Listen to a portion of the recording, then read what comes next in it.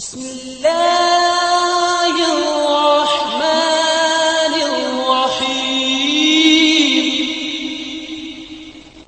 اعوذ باللہ من الشیطان الرجیم، بسم اللہ الرحمن الرحیم۔ السلام علیکم۔ آج آپ کا میزبان ڈاکٹر کاشف بشیر تفہیم القرآن سیریز کی قسط نمبر 269 کے ساتھ آپ کے سامنے حاضر خدمت ہے، جس میں ہم انشاءاللہ العزیز سورۃ الانبیاء کی آیت نمبر 4 سے لے کر 18 تک کا ترجمہ اور تفسیر آپ کے سامنے پیش کریں گے۔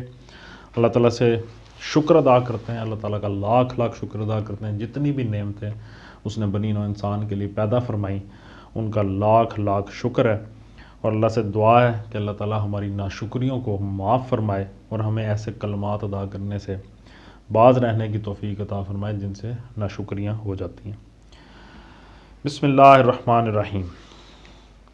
قال ربی یعلم القول فی السماء والارض وہو السمیع العلیم۔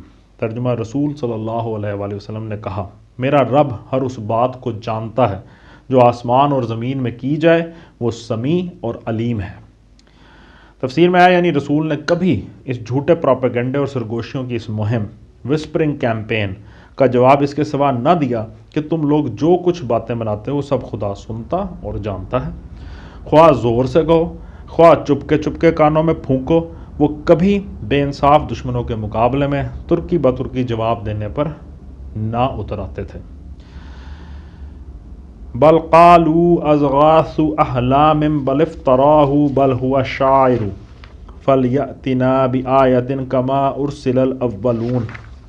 ترجمہ وہ کہتے ہیں بلکہ یہ پراگندہ خواب ہیں، بلکہ اس کی من گھڑت ہے، بلکہ یہ شخص شاعر ہے، ورنہ یہ لائے کوئی نشانی جس طرح پرانے زمانے کے رسول نشانیوں کے ساتھ بھیجے گئے تھے۔ تفسیر میں آتا ہے اس کا پس منظر یہ ہے کہ نبی صلی اللہ علیہ وسلم کی دعوت کا اثر جب پھیلنے لگا تو مکہ کے سرداروں نے آپس میں مشورہ کر کے یہ طے کیا کہ آپ کے مقابلے میں پروپیگنڈا کی ایک مہم شروع کی جائے، اور ہر اس شخص کو جو مکہ میں زیارت کے لیے آئے آپ کے خلاف پہلے ہی اسے اتنا بدگمان کر دیا جائے کہ وہ آپ کی بات سننے کے لیے آمادہ نہ ہو۔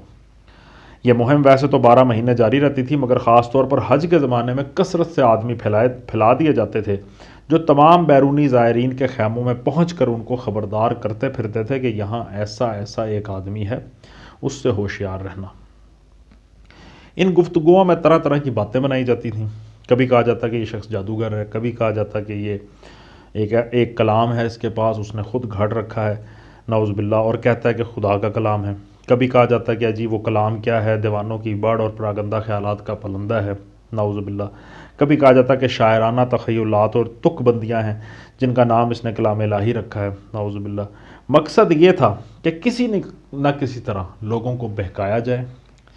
صداقت کا ان کے سامنے سرے سے کوئی سوال ہی نہ تھا کہ جم کر کوئی ایک قطعی اور جچی تلی رائے ظاہر کرتے، لیکن اس جھوٹے پروپیگنڈے کا حاصل جو کچھ ہوا وہ یہ تھا کہ نبی صلی اللہ علیہ وآلہ وسلم کا نام انہوں نے خود ملک کے گوشے گوشے میں پھیلا دیا۔ آپ کی جتنی شہرت مسلمانوں کی کوششوں سے سال میں بھی نہیں ہو سکتی تھی، وہ قریش کی اس مخالفانہ مہم سے تھوڑی ہی مدت کے اندر ہو گئی۔ ہر شخص کے دل میں ایک سوال پیدا ہوا، تجسس پیدا ہوا کہ آخر معلوم تو ہو وہ کون ایسا آدمی ہے جس کے خلاف یہ طوفان برپا ہے، اور بہت سے سوچنے والوں نے سوچا کہ اس شخص کی بات سنی تو جائے، ہم کوئی بچے تو نہیں ہیں کہ خواہ مخواہ بہک جائیں گے۔ اس کی ایک دلچسپ مثال طفیل بن عمرو دوسی کا ایک قصہ ہے جسے ابن اسحاق نے خود ان کی روایت سے بڑی تفصیل کے ساتھ نقل کیا ہے۔ وہ کہتے ہیں کہ میں قبیلہ دوس کا ایک شاعر تھا، کسی کام سے مکہ گیا، وہاں پہنچتے ہی قریش کے چند لوگوں نے مجھے گھیر لیا اور نبی صلی اللہ علیہ وآلہ وسلم کے خلاف خوب میرے کان بھرے، یہاں تک کہ میں آپ سے سخت بدگمان ہو گیا اور میں نے طے کر لیا کہ آپ سے بچ کر ہی رہوں گا۔ دوسرے روز میں نے حرم میں حاضری دی تو آپ کعبہ کے پاس نماز پڑھ رہے تھے، میرے کانوں میں چند جملے پڑے تو میں نے محسوس کیا کہ یہ تو کوئی بڑا اچھا کلام ہے۔ میں نے اپنے دل میں کہا کہ میں شاعر ہوں، جوان مرد ہوں، عقل رکھتا ہوں، کوئی بچہ تو نہیں ہوں کہ صحیح اور غلط میں تمیز نہ کر سکوں، آخر کیوں نہ اس شخص سے مل کر معلوم کروں کہ یہ کیا کہتا ہے۔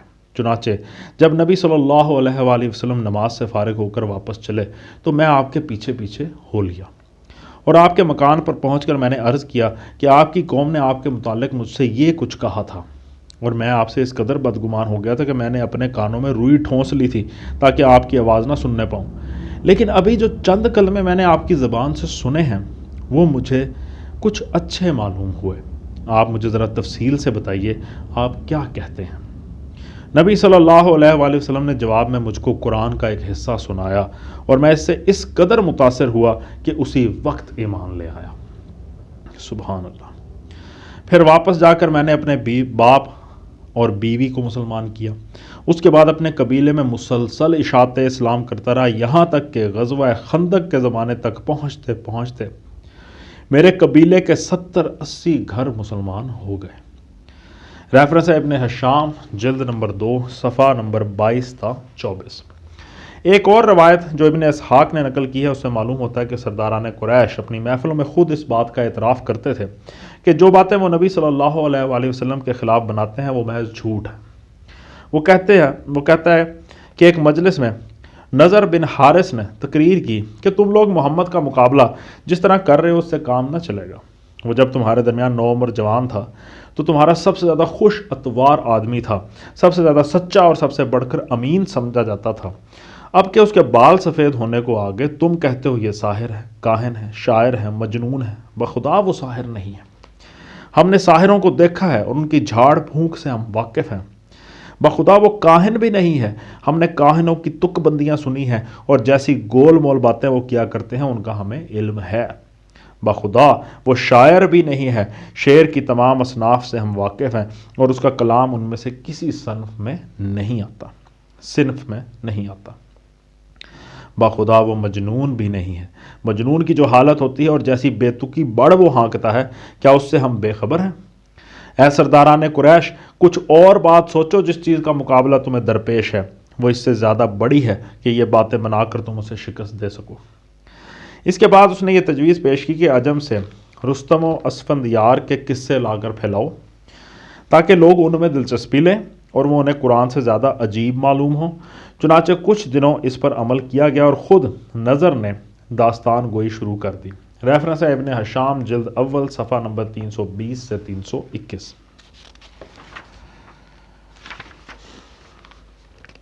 ما آمنت قبلہم من قریۃ اہلکناہا افہم یؤمنون۔ ترجمہ، حالانکہ ان سے پہلے کوئی بستی بھی جسے ہم نے ہلاک کیا ایمان نہ لائی، اب کیا یہ ایمان لائیں گے؟ تفسیر میں آتا ہے اس مختصر سے جملے میں نشانی کے مطالبے کا جواب دیا گیا ہے اور وہ 3 مضمونوں پر مشتمل ہے۔ ایک یہ کہ تم پچھلے رسولوں کی سی نشانیاں مانگتے ہو مگر یہ بھول جاتے ہو کہ ہٹ دھرم لوگ ان نشانیوں کو دیکھ کر بھی ایمان نہ لائے تھے۔ 2 یہ کہ تم نشانی کا مطالبہ تو کرتے ہو مگر یہ یاد نہیں رکھتے کہ جس قوم نے بھی صریح معجزہ آنکھوں سے دیکھ لینے کے بعد ایمان لانے سے انکار کیا وہ پھر ہلاک ہوئے بغیر نہیں رہے۔ تیسرے یہ کہ تمہاری منہ مانگی نشانی نہ بھیجنا تو تم پر خدا کی ایک بڑی مہربانی ہے۔ اب تک تم انکار پر انکار کیے جاتے رہے اور مبتلا عذاب نہ ہوئے، کیا اب نشانی اس لیے مانگتے ہو کہ ان قوموں کا سا انجام دیکھو جو نشانیاں دیکھ کر بھی ایمان نہ لائیں اور تباہ کر دی گئیں۔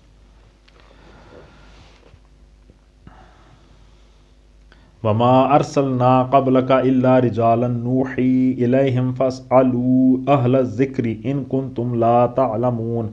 ترجمہ، اور اے محمد صلی اللہ علیہ وآلہ وسلم، تم سے پہلے بھی ہم نے انسانوں ہی کو رسول بنا کر بھیجا تھا جن پر ہم وحی کیا کرتے تھے۔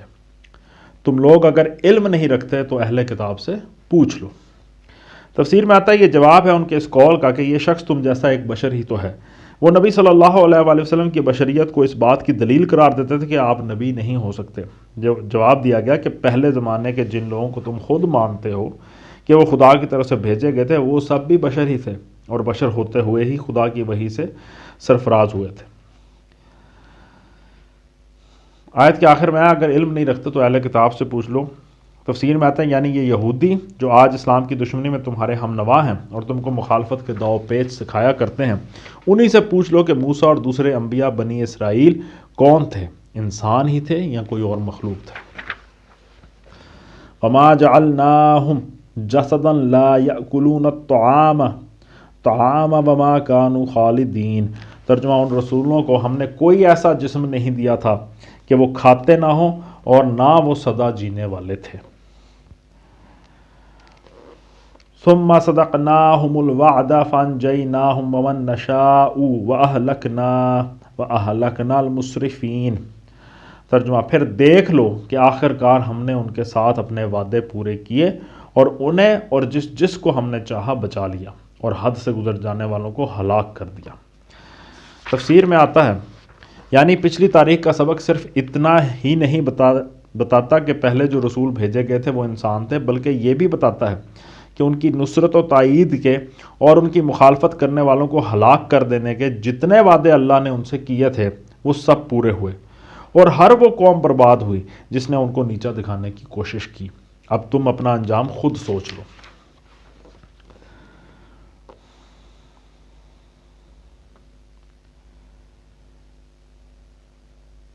لقد انزلنا الیکم کتابا فیہ ذکرکم افلا تعقلون۔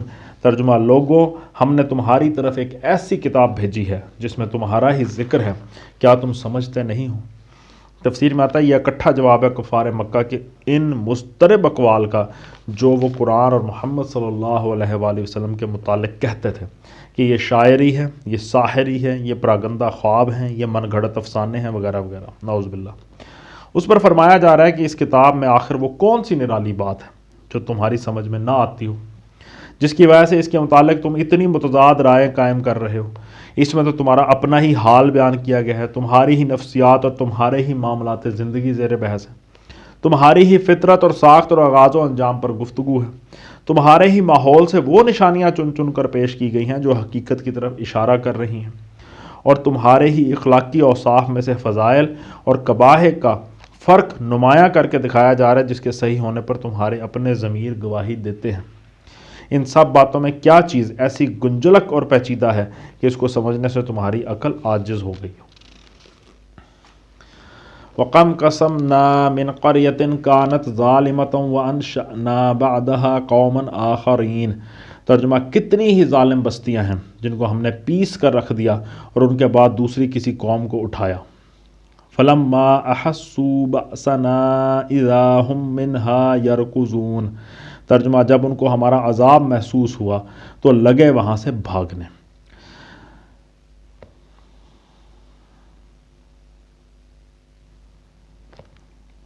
لا ترکضوا وارجعوا إلى ما أترفتم فيه ومساكنكم لعلكم تسألون۔ ترجمہ، کہا گیا بھاگو نہیں، جاؤ اپنے انہی گھروں اور عیش کے سامانوں میں جن کے اندر تم چین کر رہے تھے، شاید کہ تم سے پوچھا جائے۔ تفسیر میں آتا ہے نہایت معنی خیز فکرہ ہے اور اس کے کئی مطلب ہو سکتے ہیں۔ مثلا ذرا اچھی طرح اس عذاب کا معائنہ کرو تاکہ کل کوئی اس کی کیفیت پوچھے تو ٹھیک ٹھیک بتا سکو۔ اپنے وہی ٹھاٹھ جما کر پھر مجلسیں گرم کرو، شاید اب بھی تمہارے خدام و حشم ہاتھ باندھ کر پوچھیں کہ حضور کیا حکم ہے۔ اپنی وہی کونسلیں اور کمیٹیاں جمائے بیٹھے رہو، شاید اب بھی تمہارے عاقلانہ مشوروں اور مدبرانہ آراء سے استفادہ کرنے کے لیے دنیا حاضر ہو۔ قالوا یا ویلنا انا کنا ظالمین۔ ترجمہ، کہنے لگے ہائے ہماری کمبختی، بے شک ہم خداوار تھے۔ فما زالت تلک دعواہم حتی جعلناہم حصیدا خامدین۔ ترجمہ، اور وہ یہی پکارتے رہے یہاں تک کہ ہم نے ان کو کھلیان کر دیا، زندگی کا ایک شرارہ تک ان میں نہ رہا۔ وما خلقنا السماء والارض وما بینہما لاعبین۔ ترجمہ، ہم نے اس آسمان اور زمین کو اور جو کچھ بھی ان میں ہے کچھ کھیل کے طور پر نہیں بنایا ہے۔ تفسیر میں آتا ہے یہ تبصرہ ہے ان کے اس پورے نظریہ حیات پر جس کی وجہ سے وہ نبی صلی اللہ علیہ وآلہ وسلم کی دعوت پر توجہ نہ کرتے تھے۔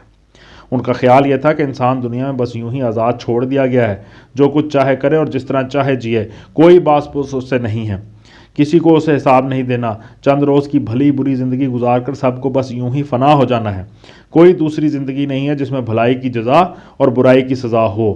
یہ خیال در حقیقت اس بات کا ہم مانی تھا کہ کائنات کا یہ سارا نظام محض کسی کھلنڈرے کا کھیل ہے جس کا کوئی سنجیدہ مقصد نہیں ہے، اور یہی خیال دعوت پیغمبر سے ان کی بے اعتنائی کا اصل سبب تھا۔ وما خلقنا، معاف کیجیے گا، لو اردنا ان نتخذ لہوا لاتخذناہ من لدنا ان کننا فاعلین۔ ترجمہ، اگر ہم کوئی کھلونا بنانا چاہتے اور بس یہی کچھ ہمیں کرنا ہوتا تو اپنے ہی پاس سے کر لیتے۔ تفسیر میں آتا ہے یعنی ہمیں کھیلنا ہی ہوتا تو کھلونے بنا کر ہم خود کھیلتے۔ اس صورت میں یہ ظلم تو ہرگز نہ کیا جاتا کہ خواہ مخواہ ایک ذی حس ذی شعور ذمہ دار مخلوق کو پیدا کر ڈالا جاتا، اس کے درمیان حق و باطل کی یہ کشمکش اور کھینچا تانیاں کرائی جاتی ہیں، اور محض اپنے لطف و تفریح کے لیے ہم دوسروں کو بلا وجہ تکلیفوں میں ڈالتے ہیں۔ تمہارے خدا نے یہ دنیا کچھ رومی اکھاڑوں یعنی کلوسیم کی طرح نہیں بنائی کہ بندوں کو درندوں سے لڑوا کر ان کی بوٹیاں نچوا کر خوشی کے ٹھٹے لگائے۔